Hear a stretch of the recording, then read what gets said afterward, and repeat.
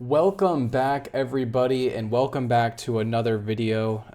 Guys, today we are going to be doing a full redraft of the 2012 NFL Draft. If you guys watched my videos in the past, you know I ranked all the quarterbacks, all the running backs, all the wide receivers from this class. And now today, finally, we're just going to do a full first-round redraft, all 32 picks. Should be a lot of fun. Let me know you guys agree with, disagree with, like usual. And yeah, let's hop right into this. So picking first, we have the Indianapolis Colts, who took their quarterback of the future and Andrew Luck out of Stanford. This time, we still have them taking a quarterback, but instead of Andrew Luck, I actually have them taking Russell Wilson out of Wisconsin, who originally went 75th overall to the Seahawks. His stats, so all the stats that you see in this video for all of these players, they're going to be 17 game average stats, which means they take their career stats from Pro Football, the Pro Football Statistical site. They take all of their career stats, divide them by their career games, basically, and then times that. But it just averages it out over a 17 game season. So his stats in that case: 3,900 passing yards, 30 touchdowns, 9 interceptions. He had a 121 and 77 and 1 record as a starter, and he was an All-Pro second team. And yeah, Andrew Luck obviously was the pick at the time. He was a great pick. It just didn't work out. Retired early. Had really bad luck with injuries. And they just could never get it done. But at least I think Russell Wilson, all this redraft is basically all of these teams going into this draft with the rosters that they had at the time, and making decisions based off of if they could see into the future on how all these guys' career went. So I think they'd go Russell Wilson, just gives them longer stability. Russell Wilson's a very talented quarterback in the NFL. He was an MVP candidate in those post Legion of Boom days in Seattle. He wasn't just a quarterback that got carried by an elite defense. He was a good quarterback in Seattle. And I think it would have given the Colts really good stability, after losing Peyton Manning. That was their main thing. They lost Peyton Manning to injury, kept him on the bench, and just absolutely tanked so they could get their quarterback of the future. And I think in this case, they take Russell Wilson. With the second overall pick, I have the Washington Redskins picking Bobby Wagner out of Utah State instead of Robert Griffin III. Once again, this was the obvious pick at the time, but obviously RG3 did not work out in Washington. More or less the same reason as Andrew Luck, just injuries really hit him hard, literally in his rookie year. It was a lot sooner. Bobby Wagner originally went 47th overall to Seattle. And his 17-game average: 155 tackles, 8 tackle for losses, 3 sacks, a forced fumble, and an interception on average per season. And he was a six-time. Currently, he is in Washington. He actually is on this team now, which is kind of funny. But he is a 6-time All-Pro first-team player. Played really well in Washington this past season, to be honest. So still in the league. And yeah, he could be the longtime leader for this young defense. He made such a high impact on this defense this season, at this point in his career. Imagine if he spent his whole career with this team. I think it would have elevated the ability of this defense. And they had some decent pass rushers, and at this time, Ryan Kerrigan, Brian Arakpo. I think he might not have been in Washington yet. He might have still been in Indy, but they still had a good young defense. I think he would have been a good cornerstone for them. And there's actually a lot of good linebackers in this draft.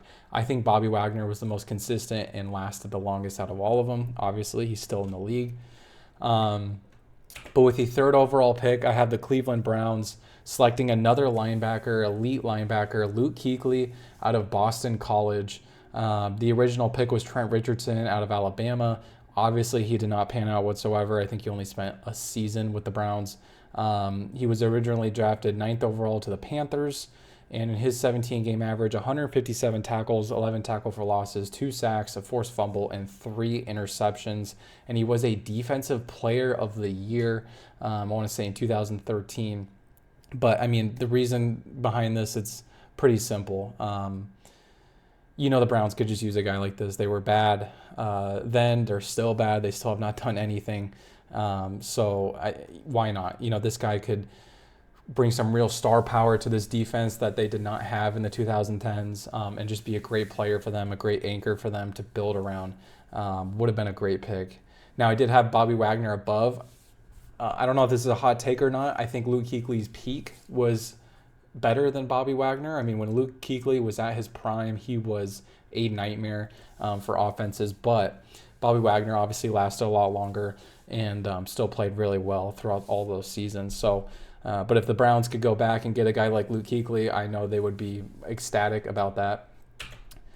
With the 4th overall pick, I have the Vikings taking T.Y. Hilton out of Florida International instead of Matt Khalil out of USC.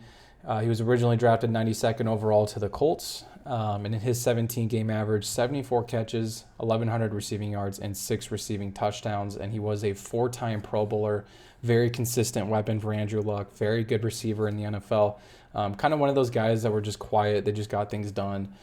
Really big fan of T.Y. Hilton, but he could be a great weapon for a pretty bad wide receiver core in the 2012-2011 season. They had Christian Ponder that year, and I want to say, I can't remember who else was there. It was a veteran quarterback, but Christian Ponder was their guy. But they really didn't have any weapons for him. So I think T.Y. Hilton would have been a great pickup for them and had a great career in Minnesota as well. With the 5th overall pick, we have the Jacksonville Jaguars taking Fletcher Cox out of Mississippi State. Defensive tackle, nose tackle, instead of Justin Blackmon, wide receiver out of Oklahoma State, who was a bust for them.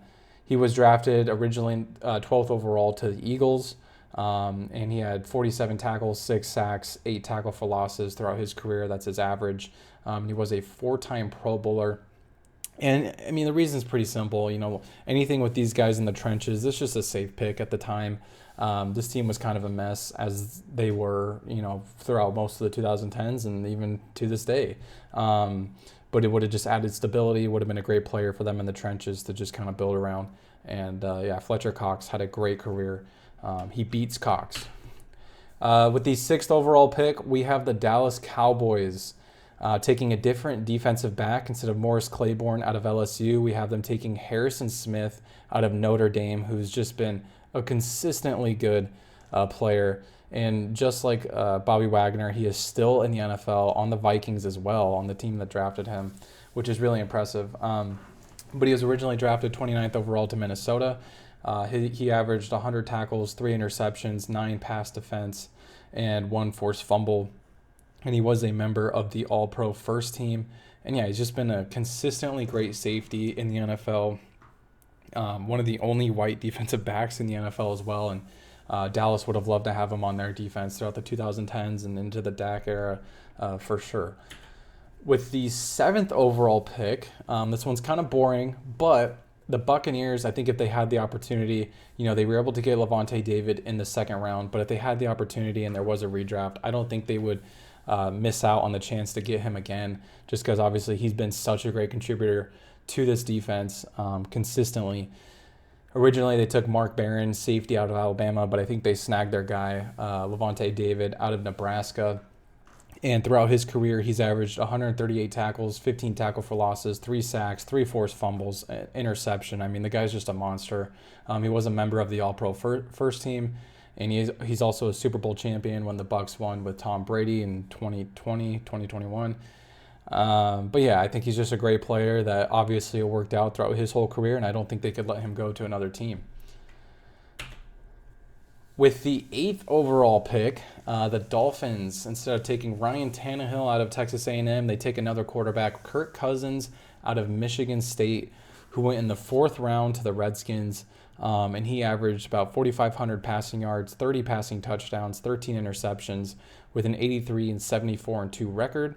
And he is a 4-time Pro Bowler. Kirk Cousins obviously still in the league as well.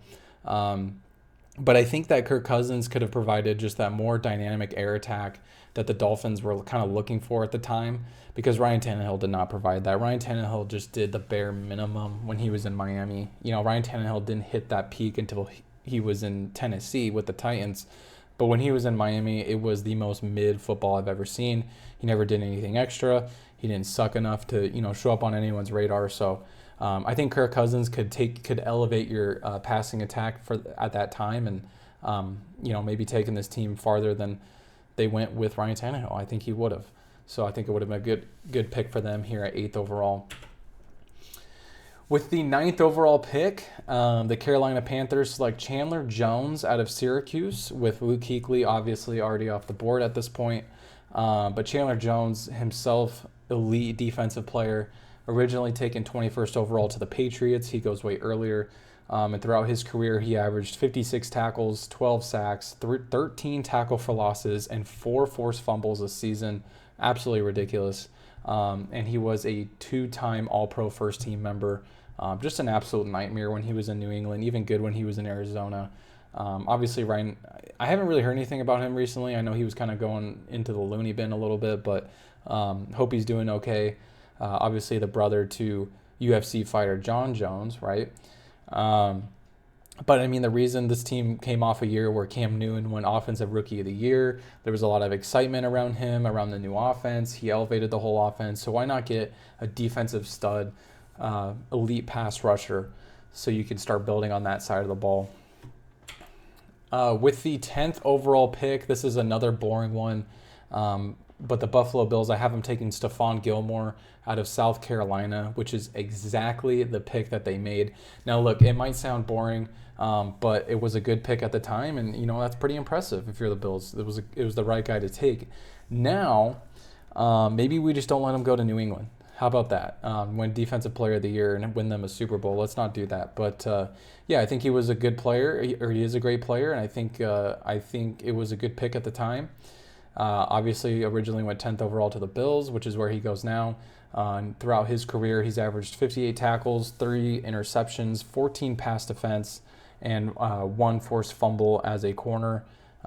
Defensive Player of the Year for New England. I mean, he was the best corner in the NFL for a couple years over there with the Patriots. So I think if you're the Bills, you take him again and you just let him stay on the team. I don't really know why you ship him off to a division rival, or let him go to a division rival, I should say. With the 11th overall pick, though, we have the Kansas City Chiefs taking Demario Davis, linebacker out of Arkansas State, instead of Dontari Poe, who's the original pick out of Memphis, who was a good pick as well. Dontari Poe is a good defensive tackle in the NFL. We'll talk about him here in a little bit. But Demario Davis has been a great linebacker in the NFL, consistent linebacker, really good for New Orleans as well. I feel like that's where he really hit his stride. But he was originally taken 77th overall to the Jets, and throughout his career, he's averaged 113 tackles, 9 tackle for losses, 4 sacks, and then 0 fumbles or interceptions. He was a member of the All-Pro first team, and I didn't update the reason. That's my bad. He never went to New England, obviously, but no, Demario Davis has just been a consistent linebacker in the NFL. Could have anchored that Chiefs defense, the mid-2010s. Obviously it was a different Chiefs team than what we're talking about now. In 2012, they had they didn't have Alex Smith yet. I don't even know who their quarterback was back then. I don't know if that's bad ball knowledge. It might have been homeboy, not Matt Castle, maybe Matt Castle. I don't remember who their quarterback was. I'm going to be completely honest with you. Andy Reid wasn't even in Kansas City at this point. He was still in Philadelphia. So this is how long ago this was, right? So obviously this is not the Patrick Mahomes teams, but this is back when the Chiefs had a pretty decent defense, and in their running back, oh my gosh, I can't remember his name. That's so embarrassing. Has it really been that long? Jamal Charles, their running back, was just electric. He was their centerpiece of their offense. So Demario Davis just would have been a safe pick in a loaded linebacker class that just could have anchored their defense for years to come. With the 12th overall pick, we have the Eagles taking Mitchell Schwartz out of California. Obviously, Fletcher Cox already off the board, 5th overall to the Jaguars. So they take an offensive lineman. This is actually a weird time for Andy Reid and the Eagles, because like I said in the last slide, Andy Reid was still in Philadelphia at this point, and at this point in NFL history, he was on the hot seat. There was concerns about his coaching, which is just crazy to hear about that. Because I'm like reading reports from that time period, and just even seeing Andy Reid hot seat question, like it's just crazy to see that. But he was, the Eagles had a down year. Mike Vick had a down year. This is when they took Nick Foles and kind of didn't know what to do at the quarterback position. So maybe they still take a quarterback later in this redraft, but I think they just get a good offensive lineman to help them kind of turn a corner a little bit. I believe they had some offensive lineman injuries that season as well. He was originally taken 37th overall to the Browns, and Mitchell Schwartz was a member of the All-Pro first team. I want to say with the Chiefs, but I could be wrong. And yeah, safe pick. Speaking of safe picks, we have the Arizona Cardinals taking David DeCastro, guard out of Stanford, instead of Michael Floyd, their receiver that they got out of Notre Dame. David DeCastro is a two-time All-Pro first-team member, very good offensive lineman. He originally went in the first round, 24th overall to the Steelers, but the Cardinals snagged him here early just to help him build an offensive line for a team that was just kind of in a weird state at the time. With the 14th overall pick, we have the St. Louis Rams, who were the St. Louis Rams at the time. Taking Dante Hightower, linebacker out of Alabama, instead of Michael Brockers, who was the defensive end out of LSU that they originally took. Don't get me wrong, Michael Brockers is a good player, and he actually played for the Rams for, I want to say, a long time. He played there in the LA days, I believe, and I could be wrong, but he was a Ram for a long time, good player. But Dante Hightower, linebacker for the Patriots, had a really good career. He was not only an All-Pro second-team member, but a 3-time Super Bowl champion. He knew what it took to win, part of those really good Patriot days. Now, you might be saying maybe that's just the Patriots coaching. You know, if he went to a team like the Rams, he might have been a bum. But you never know. I think it would have given them maybe some stability. He's a grounded player, and this team was kind of a mess. The St. Louis days were not good for the Rams. You had Sam Bradford always getting injured, and you had players getting arrested and whatnot, just doing crazy shit back and forth. I mean, if you look at those early 2010 Rams teams, every player was doing some shady shit. So I think it would, just some grounded stability for this team. And like I said, that's not to say that maybe Dante Hightower becomes a bum on this team that just is going in no direction, but you never know. He originally went 25th overall to the Patriots, but throughout his career, he averaged 83 tackles, 6 tackle for losses, 4 sacks, 0 fumbles, and 0 interceptions. And like I said, he was an All-Pro second-team member. But yeah, I just think it would have been a safe pick for their defense. And this team, like I said, had no direction at the time.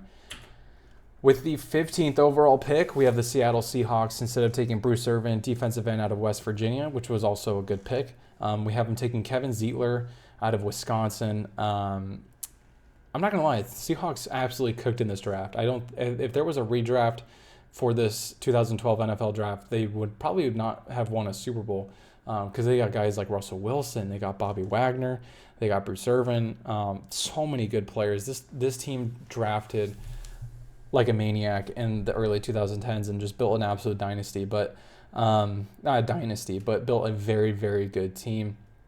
But yeah, they take Kevin Zeitler, just a safe pick, good guard in the NFL, 27th overall to the Bengals. He was a Pro Bowler, and they had uncertainty at quarterback. That's why they took Russell Wilson, but they also signed Matt Flynn in this offseason, so maybe they ride with Matt Flynn. They got Marshawn Lynch at a guard and just improve this running game and let Marshawn Lynch do his thing. That could have been their plan in this redraft, especially with Russell Wilson already being selected first overall. With the 16th overall pick, we have the Jets taking Melvin Ingram, defensive end out of South Carolina. He goes 2 picks earlier than he originally did to the Chargers. The Jets originally took Quentin Coples out of North Carolina, defensive end as well. Sounds familiar. I definitely know who he is, but I don't really know how he panned out. I can tell you he's not in this redraft. He averaged 48 tackles, 7 sacks, 9 tackle for losses, and 2 forced fumbles as a defensive end. And he was a 3-time Pro Bowler. But yeah, just an upgraded pass rusher for what the Jets were trying to do with Rex Ryan's defense for sure. With the 17th overall pick, we have the Bengals taking Josh Norman instead of Dre Kirkpatrick out of Coastal Carolina. He originally went in the 5th round to the Panthers, and throughout his career, he averaged 60 tackles, 2 interceptions, 11 pass defense, 2 forced fumbles, and he was a member of the All-Pro first team, I want to say like 2015 with the Panthers when he was at his peak. Josh Norman, Was a good corner in the NFL. I will say he benefited off of some very big peak years where he kind of fell off after, but the Bengals would have loved to use those peak years for their new young team. They just drafted AJ Green and Andy Dalton, and they had they both had really good rookie years the year before, so just improved that defense. And improve that secondary, especially like I said, those peak years would have been very beneficial for Cincinnati. With the 18th overall pick, we have the Chargers. Instead of taking Melvin Ingram because he's already off the board at this point, we have them taking Dontari Poe out of Memphis. He originally went 11th overall to the Chiefs. Like I said, that was a good pick, but I think he falls a little bit, and I think the Chargers would love to take him here at 18th overall. Throughout his career, he's averaged 38 tackles, 3 sacks, 4 tackle for losses, and he was a member of the All-Pro second team. Just fill out the trenches from a pretty weak Chargers defense at the time. Just a safe pick, trench pick. You know how it is. Dontari Poe is a good defensive tackle in the NFL. With the 19th overall pick, I have the Chicago Bears taking Bruce Irvin out of West Virginia instead of Shea McClellan. Defensive end would have been a good defensive end for their defense for 10 years, whatever, 8 years. He was originally taken 15th overall to the Seahawks, so he just falls a little bit here. But in his 17-game average, he has 42 tackles, 7 sacks, 9 tackle for losses, 2 forced fumbles, and he was a Super Bowl champion with the Seahawks. He just would have been a consistent pass rusher for those final Jay Cutler, Matt Forte days when the Bears thought they had a chance at contending. With the 20th overall pick, I have the Titans taking another receiver. Instead of Kendall Wright, I have them taking Alshon Jeffrey out of South Carolina. He's just kind of that big play receiver that the Titans have never had. Kind of like a A.J. Brown, early A.J. Brown type player, even though A.J. Brown was just a different monster. And they let him go. So who knows what they would have done with Alshon Jeffrey. But he originally went 45th overall to the Bears. He averaged 74 catches, 1,000 yards, and 7 touchdowns throughout his career, and was a Super Bowl champion with the Eagles. Instead of Kendall Wright, which receiver was a big need for them at the time, still is a big need for them. It's always a big need for them. I think they just go that big play, big body receiver, Alshon Jeffrey, who had a great career with the Bears and Eagles. With the 21st overall pick, Chandler Jones, in fact, the Patriots have picks at 21 and 25, and both of their guys already got taken. That just shows you they made some good selections. But Chandler Jones already off the board. I think they take Janoris Jenkins, defensive back out of North Alabama. If you look him up online, his name is Jackrabbit Jenkins.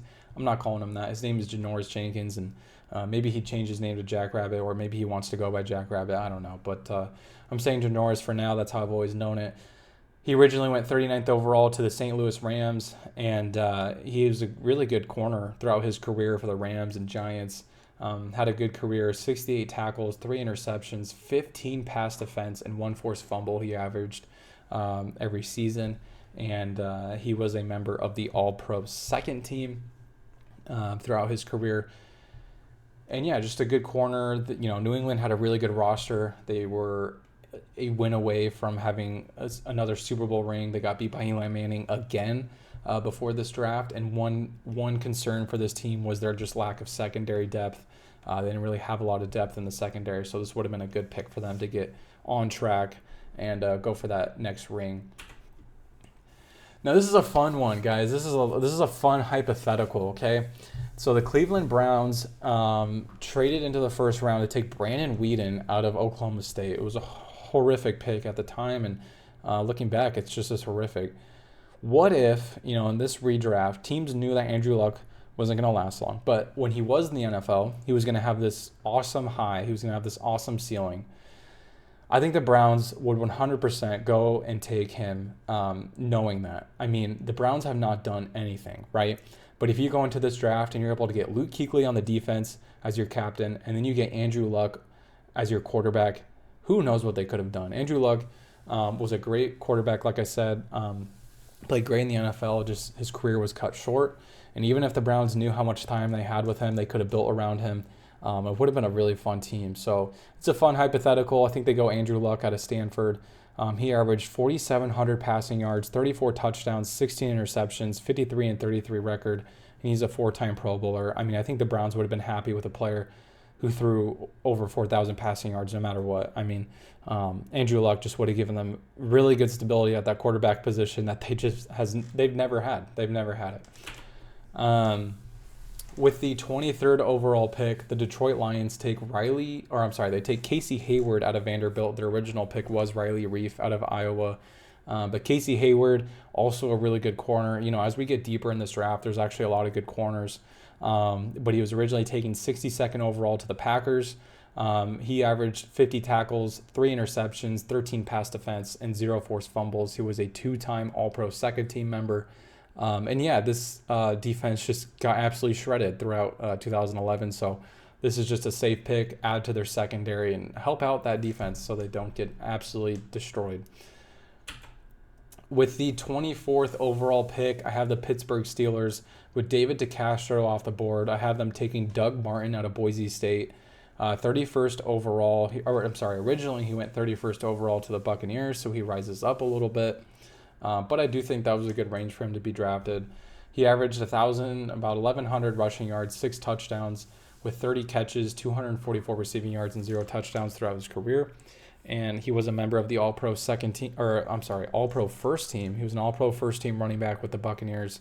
Had a really, really good season, really, really good peak, like those first 4 years of his career. I think the Steelers really could have benefited. The Steelers were a Super Bowl team at the time. And they went into the playoffs and they lost in the wild card. It was that crazy, Broncos, Steelers, Tim Tebow mania game where he threw that 80-yard touchdown to Demaryius Thomas. It was all crazy and everything. And they lost because of that. And this was a Super Bowl, considered a Super Bowl caliber team.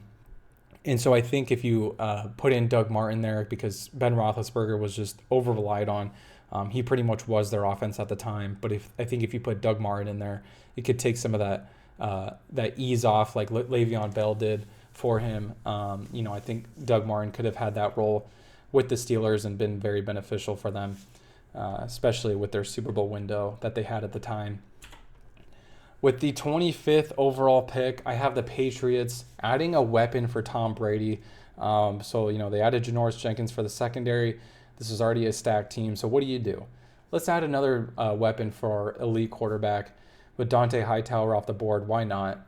Marvin Jones, who had a really good career with the Bengals and Lions and Jaguars, never really was on a winning team, so it'd be fun to see him with a quarterback like Tom Brady and on a team like the Patriots. But he was originally taken in the 5th round to the Bengals, and he averaged throughout his career 62 catches, 835 yards, and 7 touchdowns. And I don't know. I think it would have been fun if the Patriots, with their second first-round pick, were just like, why not? Let's add a nice weapon for Tom Brady to utilize. He already had Gronkowski. He had Aaron Hernandez, who was not a murderer at the time, or probably was a murderer, hadn't gotten caught at the time. So they were really excited about that. And then you have Marvin Jones and Wes Welker. It would have been a fun team. With the 26th overall pick, I have the Houston Texans making a safe selection here and actually grabbing their guy that they got in the 3rd round, Brandon Brooks out of Miami, instead of Whitney Merciless out of Illinois. He originally went the 3rd round to the Texans. He was a 3-time Pro Bowler. And just a safe pick, a team that, kind of exceeded expectations at the time. They had Arian Foster at his peak. He was a really good running back at the time. I think he came off like a 1,200 rushing yard season. So if they could add another, offensive lineman and kind of beef up that offensive line, I think it would have helped out their offense a lot. With the 27th overall pick, we have the Bengals. Instead of taking Kevin Zeeler out of Wisconsin, the offensive lineman who is actually already off the board at this point, I have them taking Lamar Miller, running back out of Miami, who originally went in the 4th round to the Dolphins. And throughout his career, his 17-game average was 940 rushing yards, 5 touchdowns, 34 catches, 252 receiving yards, and 1 receiving touchdown. He was also a Pro Bowler, 1,000-yard rusher. Off and on, had a really good career with the Dolphins and Texans. But just imagine this 3-level attack. They had a young Andy Dalton, like I said earlier, A.J. Green as well, both coming off really dynamic rookie years together. And then you throw in Lamar Miller.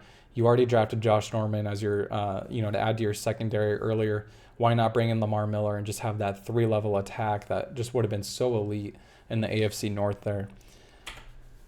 With the 28th overall pick, the Green Bay Packers pass on Nick Perry out of USC and take Trumaine Johnson out of Montana, cornerback. Originally went 65th overall to the Rams. The Rams actually drafted pretty well in the secondary in this draft. Got Janoris Jenkins and Trumaine Johnson back-to-back rounds. But yeah, throughout his career, he averaged 65 tackles, 4 interceptions, 12 pass defense, and 0 forced fumbles. Despite going 15-1, so the Packers went 15-1 the season prior, obviously the Super Bowl favorites, but they had some weaknesses on defense and specifically in the secondary, and that's what lost them their season. That's what lost them the game against the Giants, and I think this would have helped. This would have been an easy selection at the time.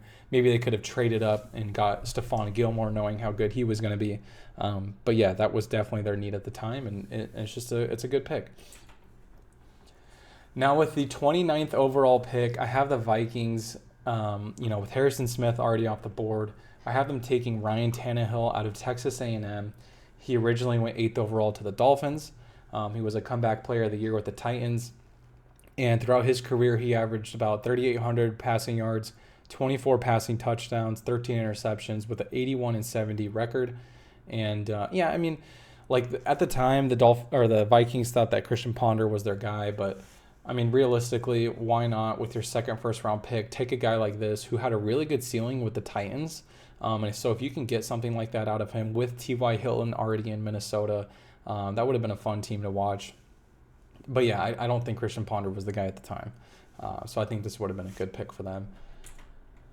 With the 30th overall pick, I have the San Francisco 49ers passing on A.J. Jenkins out of Illinois and taking Malik Jackson, defensive tackle out of Tennessee, who originally went in the fifth round to the Denver Broncos, who was a Super Bowl champion with them as well.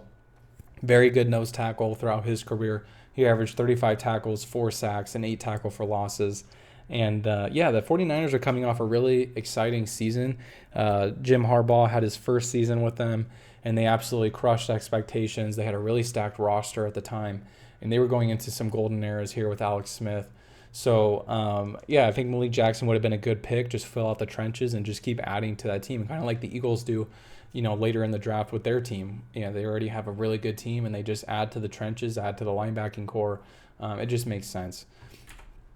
With the 31st overall pick, the Tampa Bay Buccaneers, with Doug Martin already off the board, they take Dre Kirkpatrick to add to that depleted secondary in Tampa Bay. Out of Alabama. He originally went 17th overall to the Bengals. He slides a little bit here, but throughout his career, he's averaged 52 tackles for 2 interceptions, 10 pass defense, and 0 forced fumbles. Dre Kirkpatrick, was a good corner for the Bengals. His son, actually, Dre Kirkpatrick Jr., actually just committed to Alabama, so that should be fun. Pretty high scouted prospect. So that's kind of cool, but it kind of makes me feel like an unk, honestly, that his son is already about to play in college. But kind of a nice little fun fact there. And then finally, with the last pick in the first round of the 2012 NFL redraft, instead of taking David Wilson, who did not pan out in New York, they take Michael Kendricks, linebacker out of California. Defense lacked linebacker depth, would have been just a safe pick for them at the time. He originally went in the second round to the Eagles, and throughout his career, he averaged 90 tackles, 9 tackle for losses, 3 sacks, an interception, and a forced fumble, and he was a Super Bowl champion with the Eagles. It would have been a good pick, go to the division rival, and he would have had a good career in New York. Guys, thank you so much for watching. I hope you guys enjoyed this video. Redrafts are so fun to do. I think I'm just going to keep doing redrafts this offseason, maybe do some more recent ones. I know 2012 was a long-ass time ago, and when you look at these players, it looks like they played, in freaking early 2000s. It's crazy how far the, college football world and football world in general has evolved. Because these players look like they played so long ago. Look at this picture of Brandon Brooks. You can't even tell who the fuck that is. That was literally the best picture I could find of him.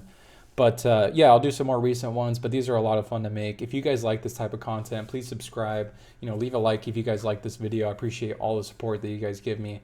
And I will see you guys in the next one. Hope you guys have a great day. Later.